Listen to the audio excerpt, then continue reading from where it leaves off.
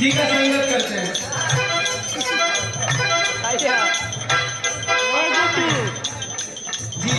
जिला से बाहर की बतिया है। हाँ भैया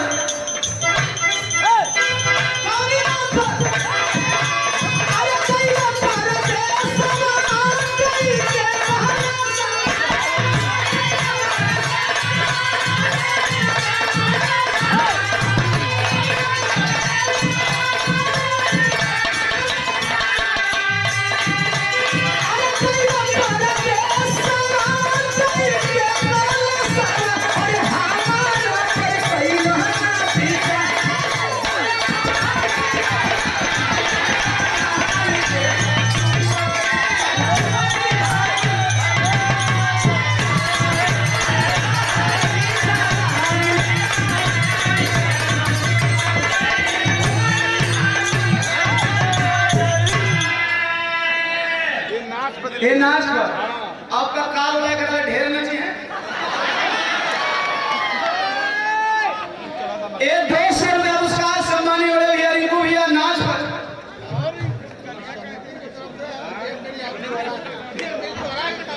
इस समिति की ओर से 100 रुपया। अब कितना तो हो रही वजह तेरे वजह से मान ली कि भर लॉकडाउन का हमानो बैठा थोड़ी है जाए। हमानो मोदी जी का लॉकडाउन को फायदा उठोले लगे।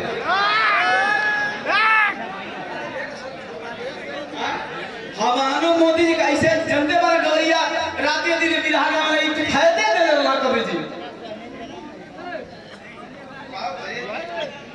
बहुत सुंदर गायक अच्छा यारो लिया था यार झटका मिला। टाइम ऐसे दे देनी कि हमारा भतीजा हों सम्मान्य बड़े भैया राम जन्म जबा जी के सुपुत्र और होनहार गायक आने वाले समय में चंदौली जिला का मान सम्मान और स्वाभिमान हमारे भतीजे बनेंगे। हमारे बड़का भैया के सुपुत्र विवेक जवाज हम चाहेंगे जोरदार तालियों से स्वागत हो जाए। गीत बड़ी खतरनाक विवेक गौरव भैया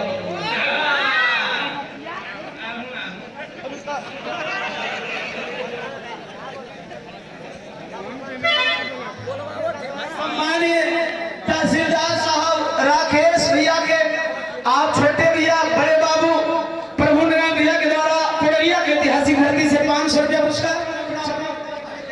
हम चाहेंगे आप लोग सहयोग करेंगे हमारे भतीजे को विवेक जवाज जी को कि आप इतना बड़ा नाम करें कि आपके नाम के आगे राम जन्म जवाज का नाम छोटा पड़ जाए।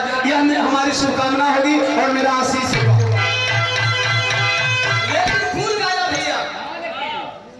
बिरहा जगत में राम जन्म जवाज वह हस्ती है जो एक अलग मुकाम हासिल किए। बिल्कुल सीधा साधा तासीर के गायक जिससे मंच में भी किसी को तकलीफ ना हो। माई बहन बेटी सब गावे सब सुने कोनो फर्क ना पड़े। हमारे बिरहा सुने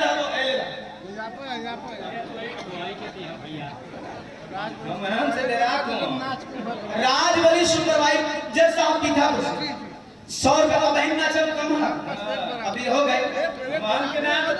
सुना ध्यान दो बड़ी बढ़िया गायकी में भैया ये बात है खटका था विवेक कूल गीत गा भाई ऐसा मत गा यार। हम जमतो ना नहीं ऐसे हमेशा बातचीत भी होता है विवेक लेकिन भैया कला के हमार बेटवा ऐसे बाबू सिखाओ लेकिन हम तो मना कर विवेक जवाज इंसान होली करना की जो बना रगाला जवाज से बड़ा मजा आई मुझे बेटा आदमी से ज्यादा नहीं करते ऐसा मत करवाओ। और धीरे धीरे भैया का कुल मान सम्मान बचल रहे। ऐसे भी जोगी वोगी बने तो बहुत फकीर टाइप का लगेगा।